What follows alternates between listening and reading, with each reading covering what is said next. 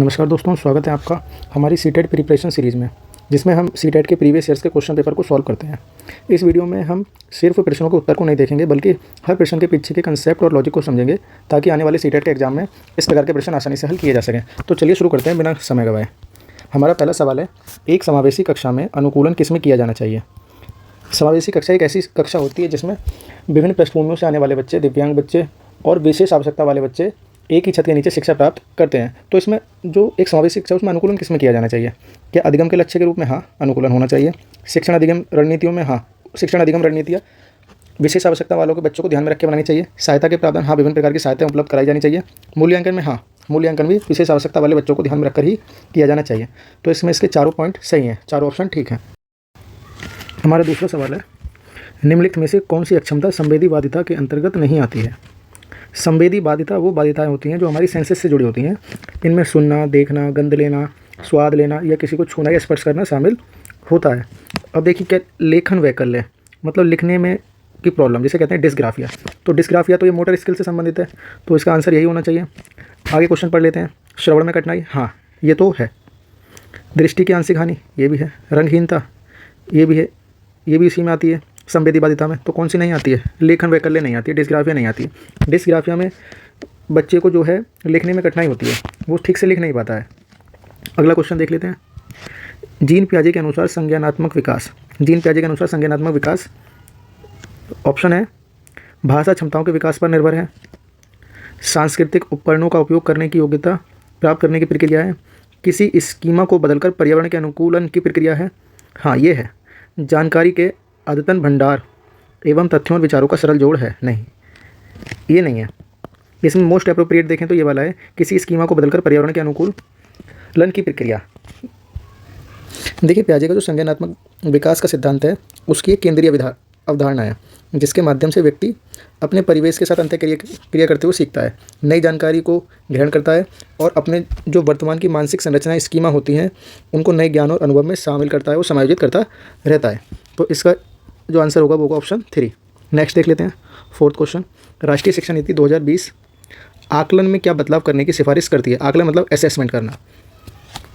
Option है आकलन के योगात्मक रूप को क्रियान्वित करने की? नहीं, समेटिव असेसमेंट तो पहले से ही है। स्वयं मूल्यांकन और सहकर्मी मूल्यांकन को शामिल करने की? बिल्कुल, इसकी बात करती है, स्वयं मूल्यांकन की। अगला ऑप्शन देख लेते हैं, बुद्धि की एकात्मक धारणा लागू करने की। देखिए, ये नेगेटिव वर्ड है, एकात्मक धारणा। ऐसे नेगेटिव वर्ड को ध्यान रखना, इन्हें एलिमिनेट कर देना, ये नहीं हो सकता। छात्रों के सामाजिक सांस्कृतिक संदर्भ का क्वेश्चन देख लेते हैं। नई जानकारी सीखते समय बच्चों के लिए यह सुनिश्चित करने के लिए कि वे विषय वस्तु को समझते हैं, निम्नलिखित में से कौन सी एक सहायक रणनीति है। कि बच्चे विषय वस्तु को समझते हैं, इसमें से कौन सी सहायक है। जानकारी को एक बार फिर से पढ़ना? हाँ, बिल्कुल, जानकारी को फिर से पढ़ा जा सकता है। प्रश्न पूछना और स्पष्टीकरण करना? ये तो और बेहतर है, प्रश्न पूछ रहे हैं तो समझ रहे हैं। समझने का नाटक करना? नहीं, ये तो बिल्कुल नहीं हो सकती है, समझने का नाटक करना। अपरिचित शब्दों के लिए अपना अर्थ? ये भी संभावना है कि ये भी हो सकती है। तो सी तो बिल्कुल नहीं हो सकती। तो जिस भी ऑप्शन में सी एलिमिनेट कर दो। सी ऑप्शन है, सी ऑप्शन है, तो इसका आंसर हो गया फोर्थ, ए बी। अगला क्वेश्चन देख लेते हैं। यदि बच्चों के शारीरिक विकास में देरी होती है तो उनका सामाजिक और भावनात्मक विकास प्रभावित होता है। बिल्कुल ठीक बात है। अगर किसी बच्चे का शारीरिक विकास में देरी है, शारीरिक विकास में किसी प्रकार की कमी है, तो निश्चित रूप से उसका सामाजिक विकास और भावनात्मक विकास प्रभावित होगा। कोई बच्चा मान लीजिए शारीरिक रूप से बहुत कमजोर है, तो बहुत सारे खेलों में भाग नहीं ले पाएगा। बहुत सारी ऐसी क्रियाएं उसके विद्यालय में और समुदाय में होती है जिनमें वो सही से भाग नहीं ले पाएगा। अब क्रियाओं में शामिल नहीं हो पाएगा, अपने विचारों को अच्छे से व्यक्त नहीं कर पाएगा, तो उसका भावनात्मक विकास भी प्रभावित होगा। ये इसका अभिकथनता कारण देखते हैं। बच्चों के विकास में विकासात्मक निरंतरता है। बिल्कुल, देखिए एक बार समझ लेते हैं कि विकासात्मक निरंतरता क्या होती है। विकासात्मक निरंतरता का मतलब होता है कि विकास एक सतत धीरे धीरे बढ़ने वाली प्रक्रिया है और प्रत्येक चरण पिछले चरण पर आधारित होता है और विभिन्न विकासात्मक क्षेत्र जैसे शारीरिक, मानसिक, सामाजिक और भावनात्मक एक दूसरे से अंतः संबंधित होते हैं, एक दूसरे को प्रभावित भी करते हैं। इसमें दोनों ही हमारे सही हैं, तो इसका उत्तर हो जाएगा हाँ, ए और बी दोनों सही हैं। ए आर की सही व्याख्या करता है। बिल्कुल, इसका ऑप्शन हो जाएगा 4। अगला भी असर्शन रीजन वाला है। असर्शन है कहानियों और किताबों में पुरुष पात्रों को अक्सर ताकतवर और साहसी प्रस्तुत किया जाता है, जबकि महिला पात्रों को स्नेही और संवेदनशील दिखाया जाता है। बिल्कुल ठीक बात है, ऐसा ही। इसे हम कहते हैं जेंडर रोल्स या जेंडर स्टीरियोटाइपिंग, या जो है लिंग रूढ़िवादिता। इसका कारण क्या दिया इन्होंने? स्कूल और पाठ्यचर्या जेंडर भूमिका पहचान को प्रभावित करते हैं। बिल्कुल, इसलिए वे द्वितीयक सामाजिकरण के शक्तिशाली माध्यम हैं। ये बिल्कुल ठीक, दोनों ही असर्शन और रीजन दोनों ही सही हैं और इसकी सही एक्सप्लेनेशन भी दे रहा है। ए और आर दोनों सही हैं, ए आर की सही व्याख्या करता है। अगला सवाल देख लेते हैं। एक शिक्षक को ऐसे कक्षा वातावरण का निर्माण करना चाहिए जहाँ छात्रों को सीखने की अभिप्रेरणा मुख्य रूप से किस पर केंद्रित हो। तो सीखने का जो लर्निंग मोटिवेशन है वो किस पे केंद्रित होना चाहिए। एक दूसरे के साथ प्रतिस्पर्धा करने पर, देखिए प्रतिस्पर्धा जो एक नेगेटिव वर्ड है, शिक्षक को कभी प्रतिस्पर्धा को बढ़ावा नहीं देना चाहिए। लेकिन अगर ऑप्शन में स्वस्थ प्रतिस्पर्धा आ जाए तो ये ठीक बात है। अगला तो ये तो गलत ही है हमारा। सीखने की प्रक्रिया को समझने एवं उसकी सराहना करने पर, हाँ सीखने की प्रक्रिया को समझना और उसको सराहना करना ये हो सकता है। बाकी अगला देखते हैं। दूसरों के सामने अपनी काबिलियत साबित करना, ये दिखावा को बढ़ावा देता है, ये नहीं हो सकता। अज्ञानी दिखने की शर्म से बचने पर, ये भी नहीं है। तो इसका सही उत्तर है दूसरा। नेक्स्ट क्वेश्चन देखते हैं, ये भी असर्शन रीजन है। पढ़न वैकल्प से जूझ रहे बच्चों को ध्वन्यात्मक प्रसंस्करण में परेशानी होती है, जिससे शब्दों को डिकोड करना मुश्किल हो जाता है। देखो पढ़ने की अक्षमता मतलब डिसलेक्सिया। डिसलेक्सिया एक ऐसी क्षमता है जिसमें पढ़ना और भाषाई कौशल को सीखने में प्रभावित करती है। तो क्या ये डिसलेक्सिया के बारे में पूछ रहे हैं? सभी बच्चों को उनकी रुचि और क्षमता के क्षेत्रों में प्रोत्साहित किए जाने पर लाभ होता है। हाँ ये ठीक बात है, लेकिन पर ये इसकी सही एक्सप्लेनेशन नहीं है। तो ए और आर दोनों सही हैं, लेकिन ए आर की सही एक्सप्लेनेशन नहीं है, क्योंकि ये एक जर्नल है, ये सभी बच्चों की बात कर रहा है, जबकि हमारा असर्शन है ये डिसलेक्सिया, जो पढ़न वैकल्प से जूझ रहे हैं उनकी बात है।